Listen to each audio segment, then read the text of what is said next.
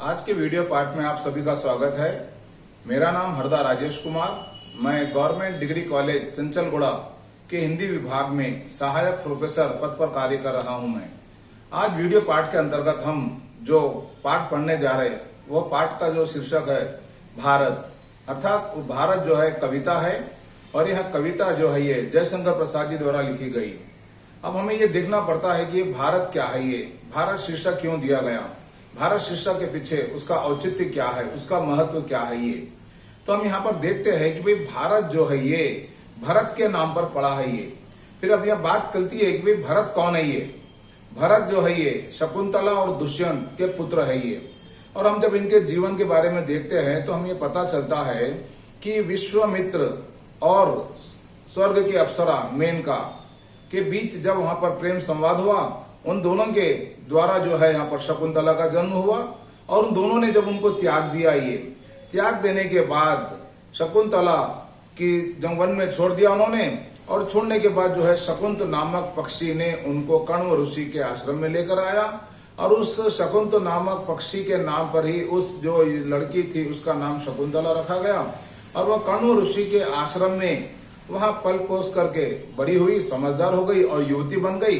वहां जैसे मेनका जैसा हुआ करती थी, रूप सौंदर्य की विभूति हुआ करती थी या मूर्ति हुआ करती थी, वैसे ही शकुंतला भी जो है ये अपनी माँ के समान सुंदर युवती के रूप में बनकर तैयार हो गई थी।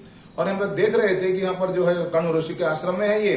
और एक बार हुआ ये कि कण्व ऋषि जो है तीर्थ यात्रा पर चले गए और कण्व ऋषि ने जो है उसको अपनी बेटी के रूप में मान लिया ये। परंतु उन्होंने खुद ब्रह्मचारी रहे, परंतु उनको पुत्री नहीं थी। उन्होंने दत्तक पुत्री के रूप में उनको शकुंतला को स्वीकार कर लिया और उन्होंने से स्वीकार कर लिया।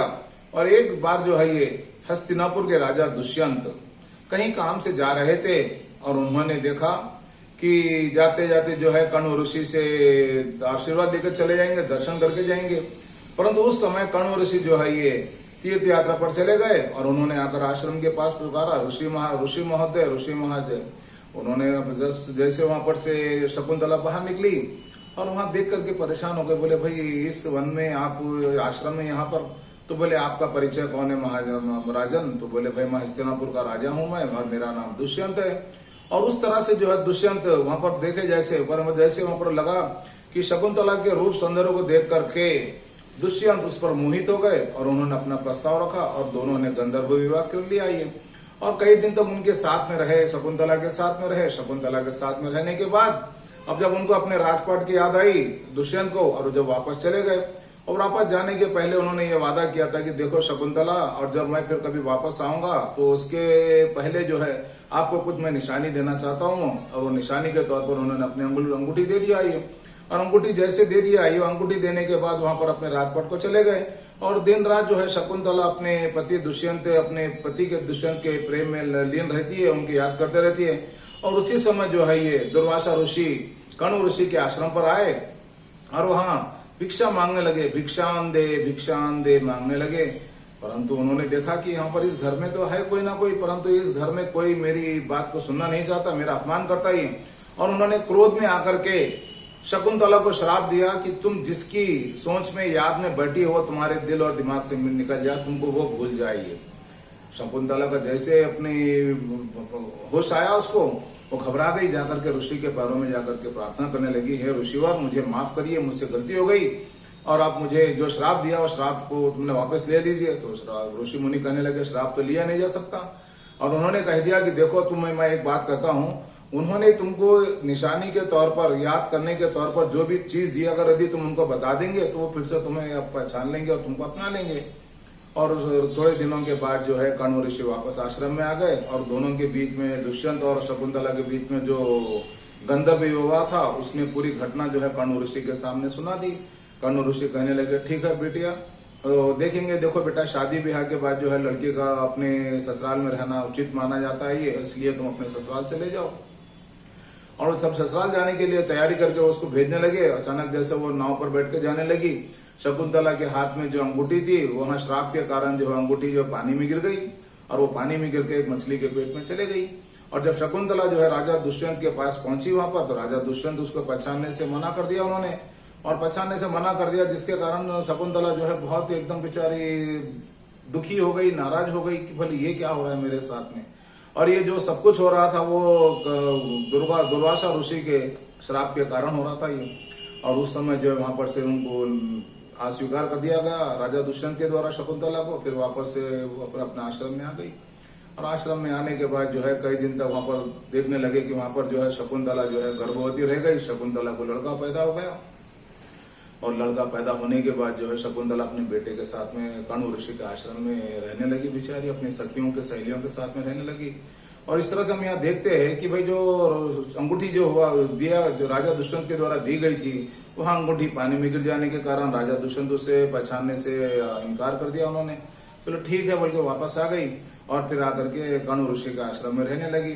और इस तरह से राजा दुष्यंत और शकुंतला के प्रेम की निशानी के रूप में जो है जो लड़का पैदा हुआ उसका नाम भरत रखा गया। और वो भरत जो है कण्व ऋषि के आश्रम में जो है इतना एकदम इतना पवित्र और निश्चल, इतना धैर्य के साथ में रहता है कि वो लड़का जो है बचपन में ही जो है ये जंगल में जो जंगली जानवर हुआ करते थे, जैसे शेर है, जो भी जानवर है ये, उनके साथ में वो अपने को सहचर मान के रखता था, उनके साथ में खेलता था, जानवरों को सताता था, जानवरों के बच्चों के साथ में रहता था ये। तो इस तरह से इस जो छोटी सी कविता आई है, इस कविता के माध्यम से और इस तरह से हम देखते हैं कि यहाँ पर जो है भरत जो है ये शकुंतला और दुष्यंत की संतान है ये। और जो भरत है वो वन में ही कण्व ऋषि के आश्रम में ही उनका पालन पोषण होने लगा। और शकुंतला की जो सखियां हुआ थी, सखियां रहा करती थी, वह जो है ये बच्चे के ऊपर नजर रखती थी और बच्चे के कलाई पर जो है भुजाओं पर जो एक उसको ऐसी ताबीज बांधी गई थी कि अगर यदि वो कोई भी अनजान व्यक्ति उस ताबीज को छुएगा तो वो ताबीज जो है वो सांप बन करके जो व्यक्ति उसको सताने के लिए आएगा, ले जाने के लिए आएगा, वहां सांप उसको डस लेगा। ये ऐसे मान करके चल रही थी बात। और उस समय यहाँ पर क्या राजा दुष्यंत भी अपनी जगह पर राजपाट में हस्तिनापुर में है, यहाँ पर बेचारी शकुंतला भी अपने बच्चे के देख ले करके जिंदगी खुशी रहती है। और किसी कारणवश जो है ये एक बार जो है देवराज इंद्र के बुलावे पर जो है फिर हस्तिनापुर को, वहां पर हस्तिनापुर से राजा दुष्यंत जा रहे थे काम के लिए, संग्राम के लिए। और वहां संग्राम जाने के बाद वहां पर उनकी विजय हो गई। और विजय होने के बाद जो है फिर अचानक उनको जो अंगूठी जो पानी में मछली के पेट में चले गई थी, एक मछुआरे ने क्या किया, वो मछली के पेट के निकली हुई अंगूठी ले आकर राजा दुष्यंत को जैसे दिखाया, राजा दुष्यंत को पुरानी बात याद आ गई। उनको लगा कि अरे भाई अंगूठी तो मैंने शकुंतला को दी थी अपने गंधर्व विवाह के बाद, जब मैं वहां पर से निकला था अपने राजपाट के लिए।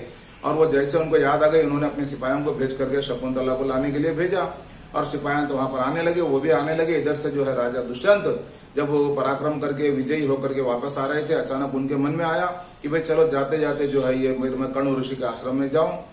और जब वो कण्व ऋषि के आश्रम में गए तो उन्होंने देखा कि एक लड़का जो है ये बहुत ही निडरता के साथ, साहस के साथ और गंभीरता के साथ में जो है ये लड़का जंगली जानवरों के साथ में खेलता है। वहां पर एक सिंहनी है, ये सिंहनी के लड़के के बच्चे के साथ में वो क्या हरकतें करता है, कैसे हरकतें करता है, ये इसका इस कविता के माध्यम से बहुत ही सुंदर ढंग से प्रसाद जी ने बताने का प्रयास किया। ये तो हम इस कविता को विस्तार से पढ़ने के पहले हम थोड़ा सा कवि के परिचय के रूप में हम उनके बारे में जान लेंगे कि जयशंकर प्रसाद जी का व्यक्तित्व और कृतित्व कैसा रहा। ये इस पर हम आगे प्रकाश डालेंगे।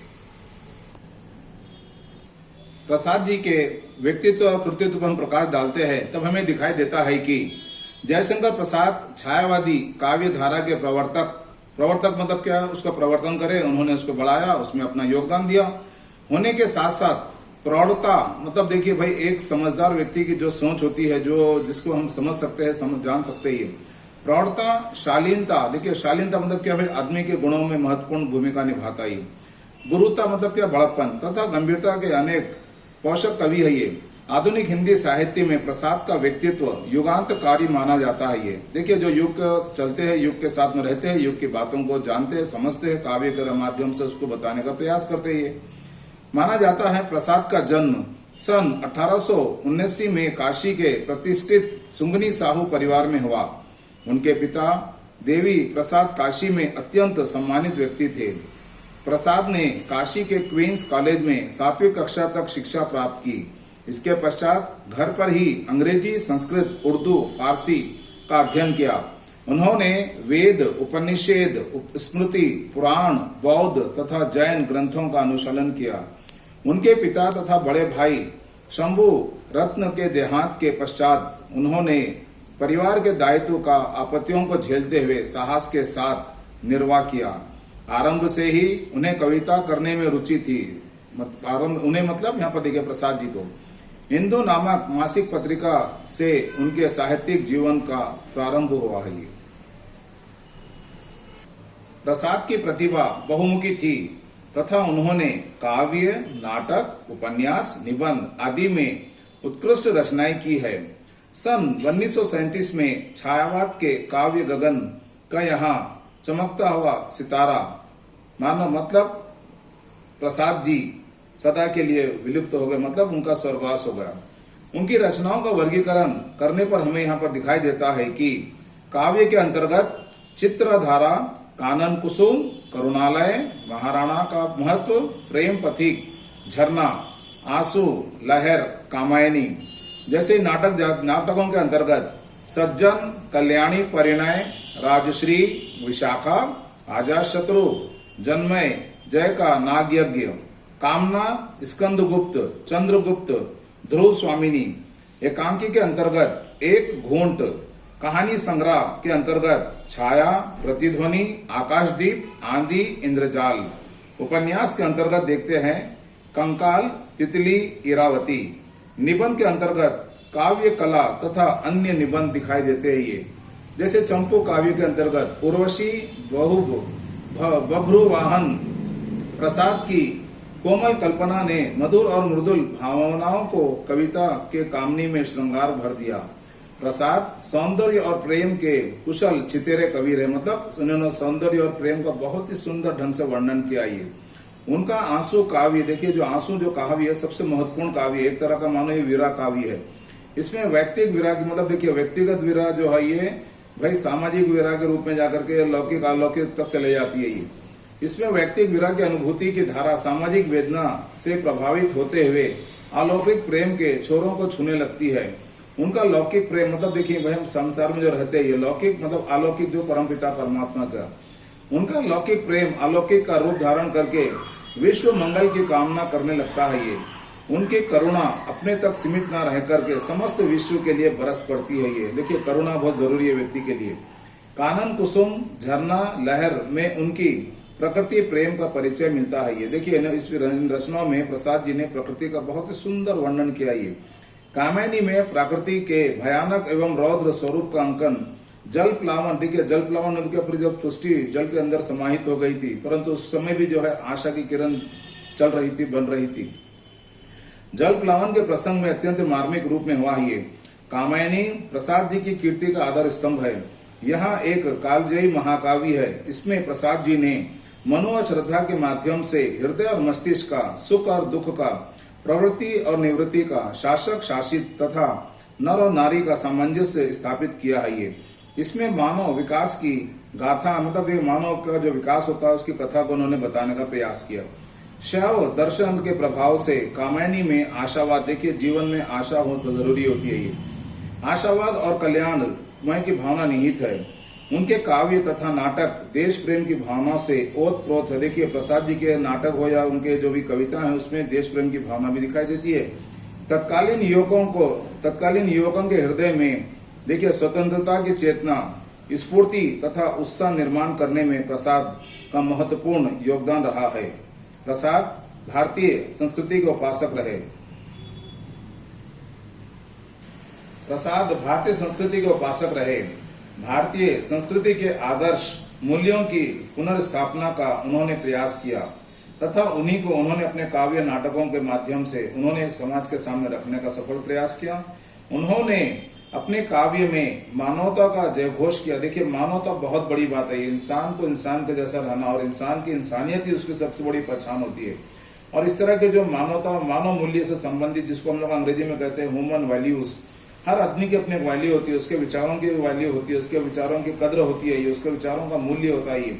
और इस तरह से प्रसाद जी ने अपने काव्य में मानवता का जयघोष किया है, मतलब हर बार जो है मानवता की उन्होंने विजय को बताने का प्रयास किया।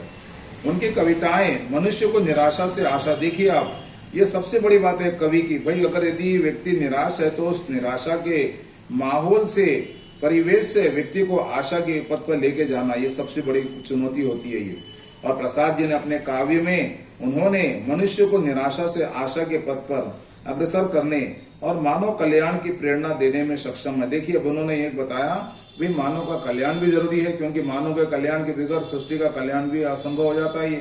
क्योंकि जब मानव अगर अच्छा हो जाता है तो भाई सृष्टि के साथ में उसका तारमय, उसका संबंध भी बना रहता है ये, और वो सबके कल्याण की भावना को लेकर चल सकता है ये।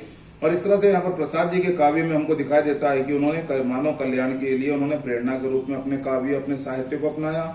कला की दृष्टि से प्रसाद बहुमुखी प्रतिभा के धनी है। देखेंगे आप भाई हर व्यक्ति के पास जैसे 64 कलाएं जो आती है, हर कलाओं में जैसे चाहे वो खाना बनाने की हो, चाहे वो किसी और कला का रूप अगर हो, तो ये साहित्य के अंतर्गत भी कविता लिखना या साहित्य लिखना भी अपने आप में महत्वपूर्ण कला होती है ये। और इस तरह से हम देखते हैं कि प्रसाद जी के जो काव्य में जो कला है ये कला के रूप में भी जो है प्रसाद जी बहुमुखी प्रतिभा के संपन्न धनी रहे। ये भाव सम्राट, देखिए उनके पास जो भाव आते थे उनको उन्होंने अपने काव्य के माध्यम से, अपने शब्दों के माध्यम से, छंद के माध्यम से, रस के माध्यम से उन्होंने इतना सुंदर रूप से अपने काव्य को निखारा है, संवारा है, और जिसको समाज के सामने, पाठक के सामने, साहित्य प्रेमी के सामने रखा है कि जिसको पढ़ करके आज भी हम प्रसाद जी की कविताओं को याद करते और कविताओं को याद भी करते और उनके जो विचार रहे उनको हम समझने की कोशिश करते रहते हैं। और इस तरह से हम देखते हैं कि प्रसाद जी जो है भाव सम्राट होने के साथ साथ शब्द सम्राट, देखिए शब्दों का चयन भी करना बहुत महत्वपूर्ण बात होती है ये साहित्य के अंतर्गत। और इस तरह से हम देखते हैं कि प्रसाद जी जो है ये अपने काव्य के साहित्यिक योगदान के अंतर्गत जो है वो अपने आप को जो है भाव सम्राट और कला सम्राट की दृष्टि से जो है ये वो शब्द सम्राट भी रहे हैं हमारे सामने।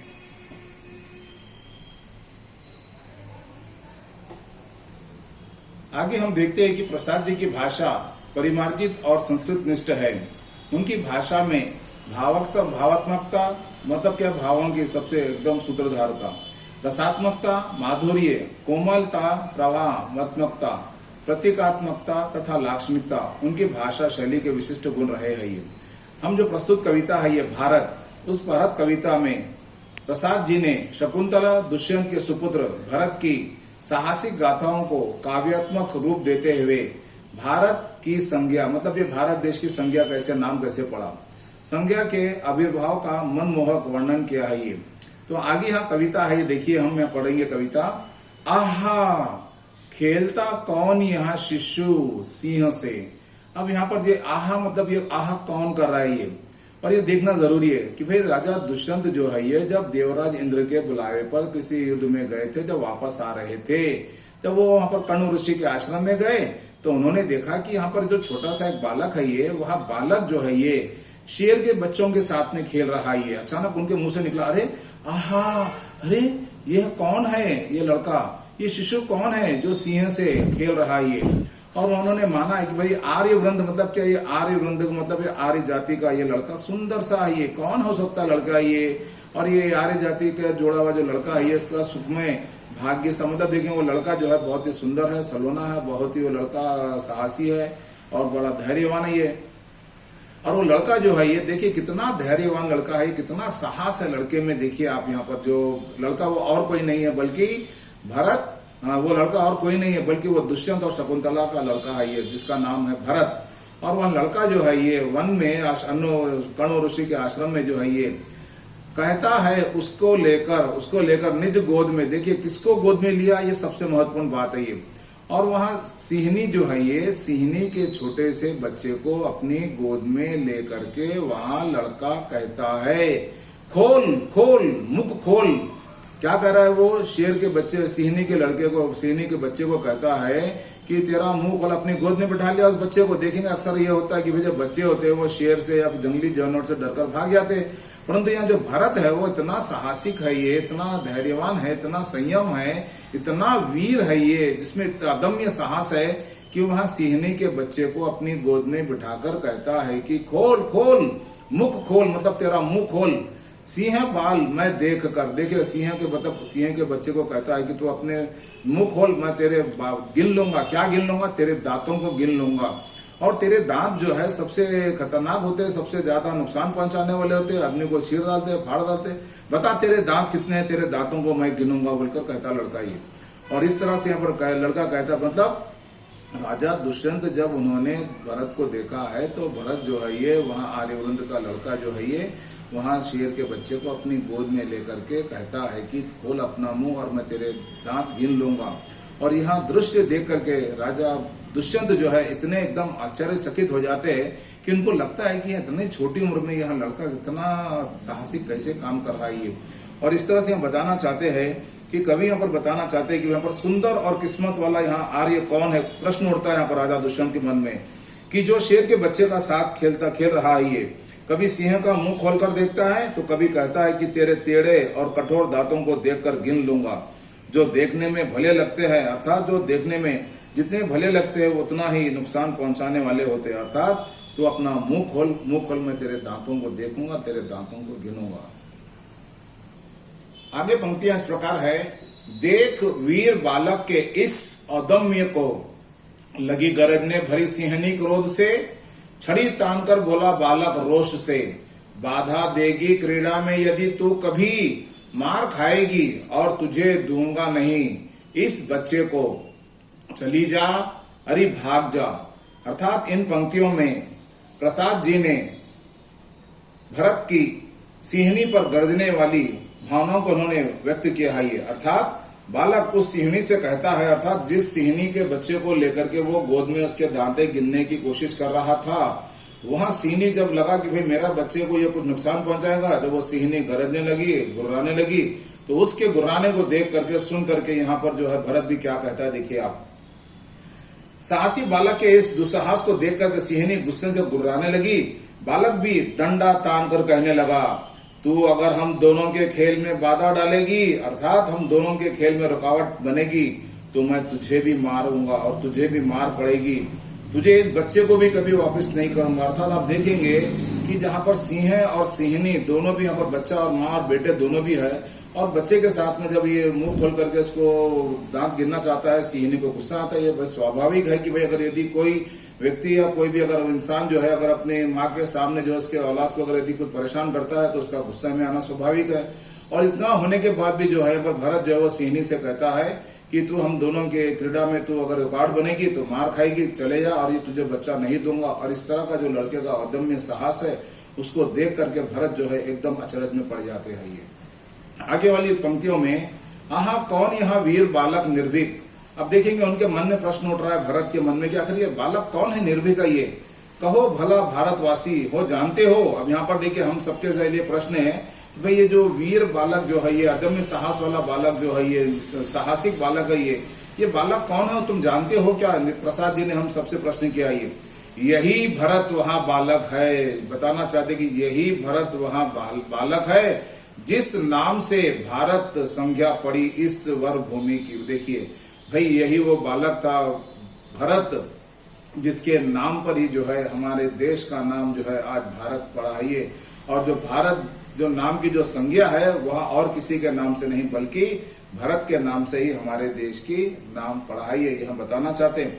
अरे कौन यहाँ निडर साहसी बच्चा, हे भारतवासियों, देखिए प्रश्न कर रहे कवि हमसे यहाँ से, हे भारतवासियों क्या तुम जानते हो यह वही भरत नाम का बच्चा है जिसका नाम इस भारत की वीर पवित्र श्रेष्ठ भूमि पर जिसका नाम रखा गया है। ये अर्थात कवि इन पंक्तियों के माध्यम से भारत देश जो शब्द है ये उसकी संज्ञा किसके नाम से पड़ी इस और हमारा ध्यान आकर्षित करने का उन्होंने सफल प्रयास किया है। आगे की पंक्तियों में यहाँ पर देखेंगे हम, कश्यप के गुरुकुल में शिक्षित हो रहा। देखिए ये लड़का जो है ये भरत कहाँ पर पढ़ रहा है, ये कहाँ पर उसका पालन पोषण हो रहा है, इसके बारे में यहाँ पर हमारा ध्यान आकर्षित करना चाहा। कश्यप के गुरुकुल में शिक्षित हो रहा, आश्रम में पलकर। देखिए आश्रम में पढ़ रहा है लड़का ये, भाई कश्यप ऋषि के आश्रम में इसका पालन पोषण हो रहा है, उसकी शिक्षा दीक्षा हो रही है। कानन में घूम कर, देखिए वहां पर जो है वो बगीचा है, वहां पर वो जो कानन है उसमें घूमता है लड़का। निज माता की गोद में, देखिए निज माता कौन है इसकी माँ, शकुंतला की माँ, शकुंतला की गोद में इस लड़के का पालन पोषण होता है। मोद भरता है, देखिए माँ को भी आनंद करता है। जो वही बिचारी जो किस महिला, ये शकुंतला कौन है, जो अपने पति से बिछड़ जाने के कारण दुख में बिचारी अपने बुरे दिन जीती है। ये अर्थात यहाँ पर इस कविता के माध्यम से, इस पंक्तियों के माध्यम से प्रसाद जी हम बताना चाहते हैं कि वहां बालक कश्यप के गुरुकुल में दीक्षा ले रहा था, जंगल में घूम घूम कर और आश्रम में पल पर बड़ा हुआ था। वहां अपनी माता की गोद में खेल कूद कर बड़ा हुआ था। माता को खुशी देता और माता बेचारी अपने पति से बिछोड़ने का जो दुख हुआ था उसको वहां पर अपने बेटे को पाकर के वहां कुछ अपने आप को सुख महसूस कर रही थी। उस माता का यहाँ बालक खुशी सबको प्रदान कर रहा था। जो भरत जो थे ये अपने कश्यप ऋषि के आश्रम में पल पोस करके बड़ा हो रहे थे, शिक्षा ले रहे थे, और वही उनकी शिक्षा दीक्षा जो है पर एक तरह से मानो शकुंतला को भी अपने जीवन में सुख जीने का और अवसर उनको प्रदान कर रहा था लड़का ये।